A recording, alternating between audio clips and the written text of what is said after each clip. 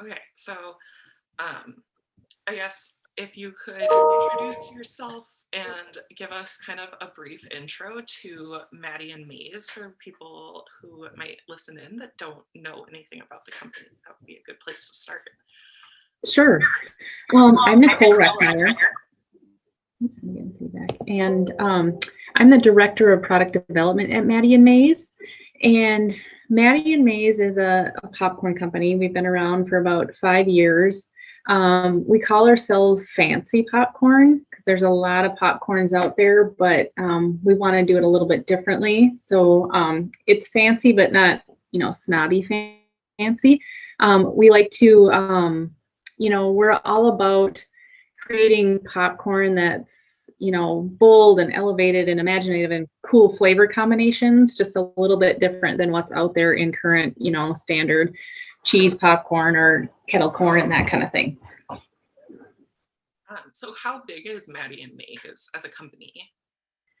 We're pretty small. So we have a co-manufacturer, so we don't have to do any of the manufacturing ourselves. So that's all outsourced by somebody else. So for the core, like employees of Maddy and Maize, there's myself, and I do all the R&D, managing operations, and operations is, fulfillment, logistics, production, and product development. And then we have our CEO, Brett, who founded the company. He does a lot of sales, marketing, brand identity development. Then we have Mary Kate, and she does accounting, finance, payroll, that general business side of things. And then we have a full-time warehouse person and a part-time salesperson that lives in Colorado. But those are the only employees of Maddy and Maize. So it's still a very small operation. Mm-hmm. Yep. So at such a small company, it sounds like you wear a lot of different hats. So what does your day as director of R&D kind of product development look like then? Yeah, so I definitely wear a lot of hats. So a typical, just because it says product development or director of product development, that's development, production, operations, everything. So it's not a normal R&D position. I do all kinds of things like there is the R&D component where I do create formulas.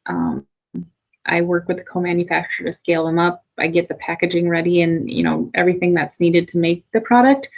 But a lot of my job is also logistics, finding transportation to and from the co-manufacturer, getting it to the distributors, on the East Coast for Whole Foods or other things. I kind of oversee what goes on for fulfillment in the back and making sure we have processes in place to, fulfill orders in a timely fashion. And I do all the ordering of the ingredients and all the production planning. So my day is different every single day. Now that we've hit, Valentine's Day and we're kind of past that, I'm going to be more into an R&D role because this week, I'll be getting new products planned at our co-manufacturer to come out this summer. We have all new packaging coming. So this week and the next coming weeks is reviewing packaging, making sure it's all compliant, all ready to go, all, set to order and, start being produced. So more R&D type roles, at least in the next few weeks.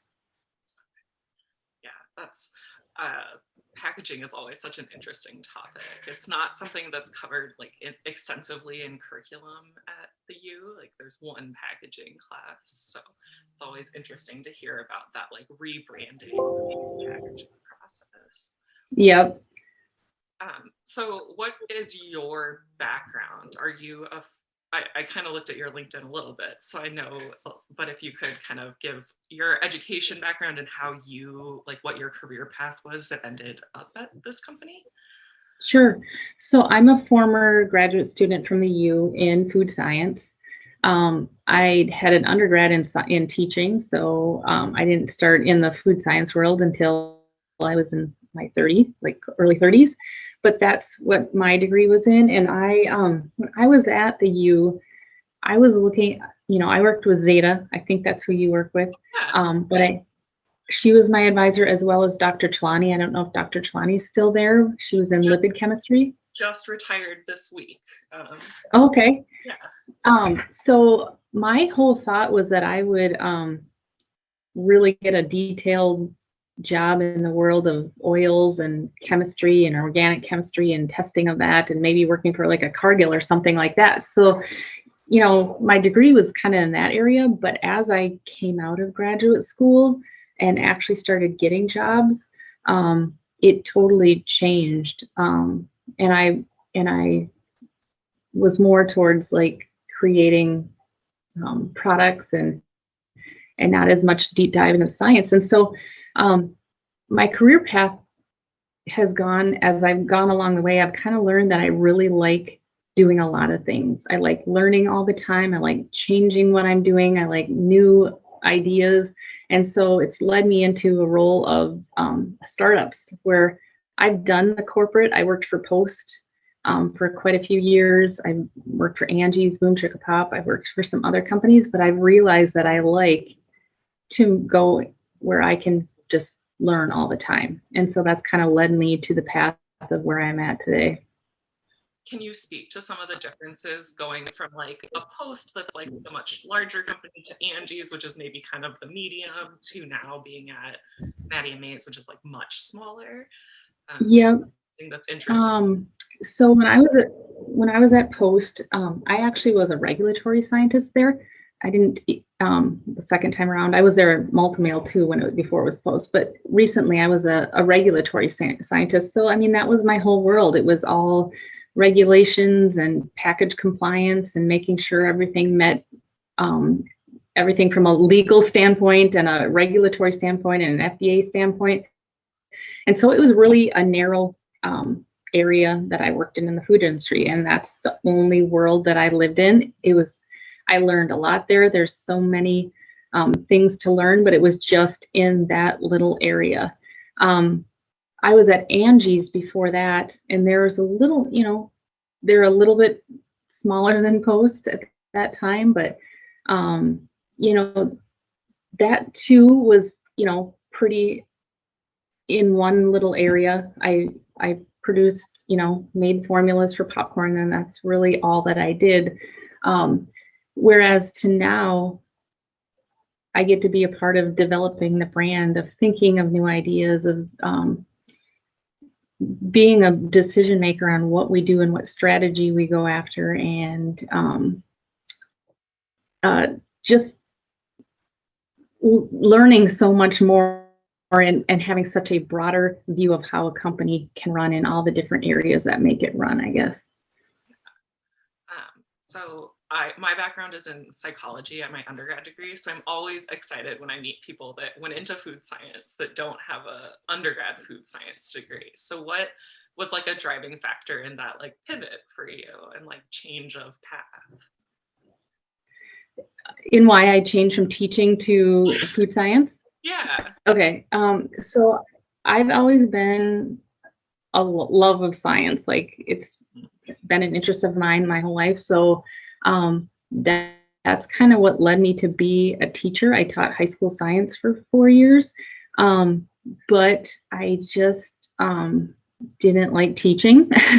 I like science, but it's hard to discipline and that. But that whole time, I always knew about food science. I always knew that there were people who create foods, and that just sounded so interesting to me, but it was grounded in science, but there was creativity with it. And that's just where I always wanted to go. So even as I was getting a teaching degree, I kind of knew that at some point I'd go back to graduate school and I'd get a food science degree because I like the combination of creativity and science and how it all works together. And that's fun for me. So yeah, I think it's something that like I wish more high school teachers really emphasized how creative science, and especially like an R&D role, can be. Yeah, I totally agree with that because I had actually not known about it as an undergraduate when I first started, and I had gone to a college that didn't even offer it as a program. And so, you know, trying to switch in the middle of your college career to do something new was really hard. But you know, if you had known about all these opportunities ahead of time, life would be different, you know, for some people. Yeah, I think Gretchen and I both went to small undergrad schools that didn't offer food science, so it's been fun. Like now we're both, and many people, especially in our grad program, come from varying backgrounds and end up Okay, pursuing masters. I think sure. psychology is probably one of the weirder ones. We have a lot of like biology and chemistry because so much is grounded Okay, in hard science. But sure. And what are you, I think I saw that you are you running the sensory center? yeah, Okay. yeah. So I'm the sensory center coordinator. Zeta is my advisor. So, like my funding comes from being the sensory center coordinator. So I run different sensory studies for um, both like internal projects, so professors at the university that have grant funding, and external clients that hire the sensory center. So we run like a whole bunch of different tests and work with industry partners as well as like grant funded internal projects. Yep. That's been really Yep. Cool. amazing experience for me to now be like preparing to graduate this like spring summer and be able to say like concretely I have a few years of experience like coordinating sensory testing. Yep. So Yep. that's really been a great experience. um, I'm just looking at my notes. um, so I guess the like question that I think everybody is probably tired of answering, but everybody wants an answer for is how have things changed with COVID? Yeah. What's your what I mean, especially at a small company where so much is hands-on, what's changed with in the last year? Yeah. Lots, lots and lots. So we went from last February, March timeframe to like, are we gonna be able to make it? Like, are we gonna have sales? Are we gonna even be able to stay afloat? One of our biggest customers is Edible Arrangements, and stores were closing, and so we thought, oh my gosh, we don't know what's gonna happen. To like literally in a month or two after that, to sales like exploding for us because snacks became a big thing that everybody wanted. So it became our busiest year times 3 or 4 because of COVID. But with that, I mean, every food company's feeling the food flying off the shelves and not being able to forecast for it. And, we had a co-manufacturer produces our product, but they also produce a lot of other people's snack products. So finding line time and making sure we can produce it when everybody wants more volume than they've ever anticipated, and getting product made in a timely fashion was really hard. Not only that, finding ingredients, like everybody was out of certain things. Just we had a launch of berries and rosé for Valentine's Day this year, and I couldn't find freeze-dried raspberries anywhere and we use those on there. So it was a mad scramble to find ingredients. Not only that, like R&D kind of had to stop for a while for us because our co-manufacturer wouldn't let us in the facility. They don't want outside people. They're protecting that. So I couldn't go scale anything up, the things that I wanted to scale up.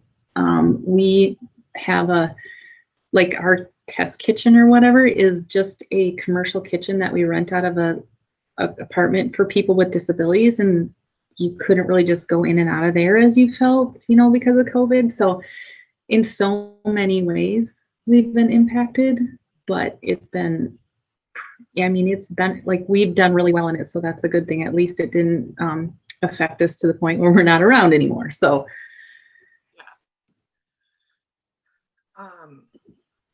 Yeah, we had a talk from like the CEO of Johnny Pops yesterday, and he was also saying like very similar things where it's like it's kind of that like we had to throw away a lot of product, like things were kind of really rocky at the start, but then now looking back on the year, it's like, wow, what a year for the food right, industry. Like right, things just exploded, and especially more like direct to consumer versus like wholesale partner kind of things. So yep.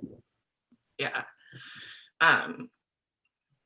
So working in like with so many different hats, what are some of your favorite day-to-day responsibilities that you get to do? Sure.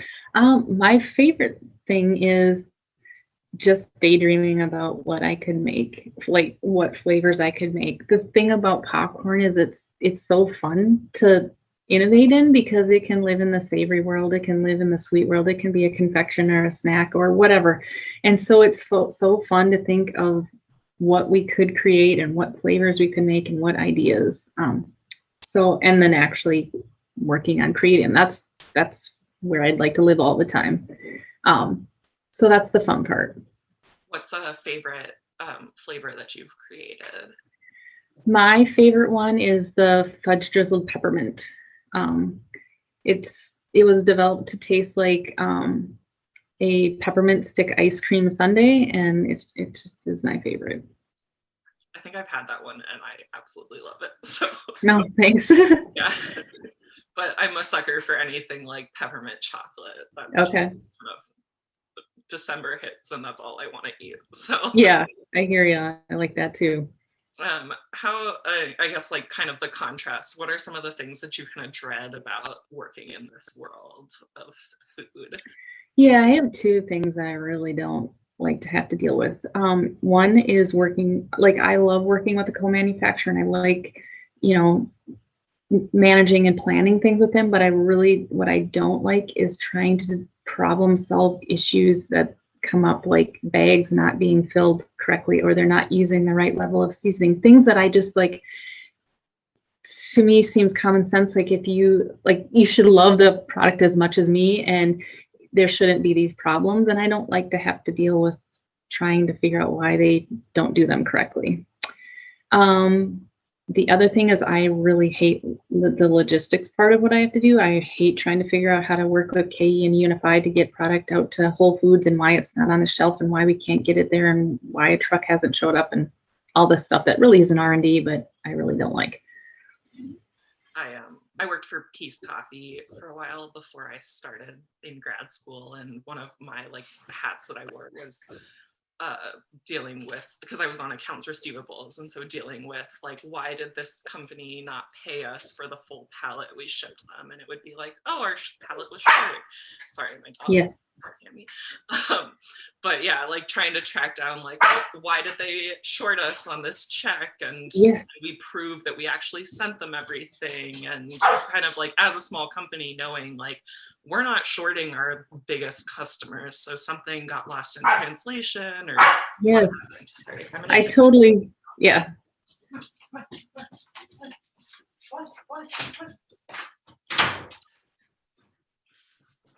I totally hear everything you say. And so you obviously have a pretty good knowledge of what that means. But just yesterday, I was sitting down with our business manager. Like, we had all these chargebacks from KE, and we're like, what? It's such a mess trying to figure out why it happens. It's like, we sent you everything. Why are we not getting the money? Yeah, So, well, and like I know at Peace Coffee, because like if we were filling a Target order, it's like that was the production for that day. So it was really easy to go back and say like, we know we filled it because we know we roasted that much green coffee. So where did it get, where was it lost in translation? right. But even things like trying to track like when coupons were getting redeemed, or like when the sale was actually hitting the like books in terms of like them paying Right. us less, it's like, oh, those are like delayed by 6 months sometimes. So, Yeah, and for small companies that matters, because oftentimes those checks from those companies are what buy the next ingredient. exactly. So yeah, that was a lot of what my job was at Peace Coffee, was trying to track that timeline and understand that process, Yep. which is I hear why I decided to go back to school, because I think yeah, because having background in food science and understanding that just will make it that much better. So, but Yep. Yeah, that'll be a beneficial background to have for sure, along with food science. Like, when all these smaller companies, you kind of need to know all that. yeah, I think that's something that I took for granted before working at a small company, was this idea of wearing many hats. I think even like within the food science department, things can get very siloed, where you kind of are in your lane and stay in Hmm. your lane. But I think the reality of like work is that things are a lot messier, especially at Yep. small companies. Right. Having that adaptability is really important. Yep. Um, do you have any like pieces of advice for, I guess, kind of the two groups of people, like whether it's a grad student that's thinking they want to go into research and development or an undergrad thinking they want to go into research and development? Like, Um, do I have advice for them?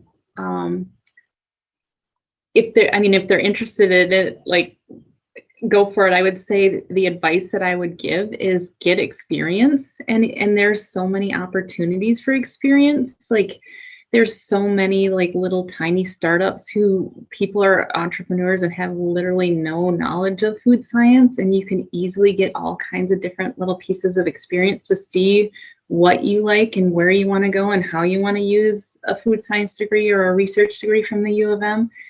And you know, you may not get paid a ton at these companies, but you will get a lot of experience and a lot of real, you know, real information to help you kind of see where you'd want to go and what's your most interesting area.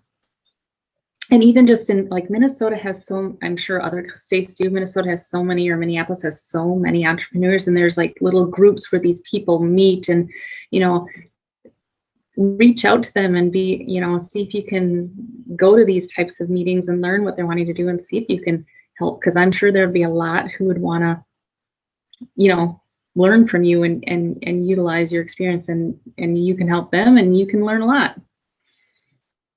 yeah, that's great advice. I think that's kind of, I mean, I think Gretchen, who originally had emailed you, is just like such a good example of that. She just was determined to find like an internship in a role and reached out to a bunch of small companies. And now she's working at Johnny Pop's part Oh, time. good.